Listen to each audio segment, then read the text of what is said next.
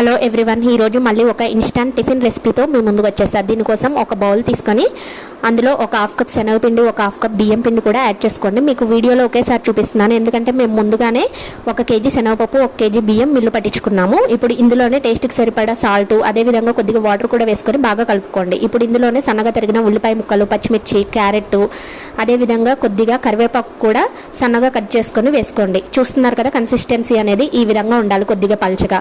ఇప్పుడు ఒక ప్యాన్ తీసుకొని హీట్ చేసుకోండి.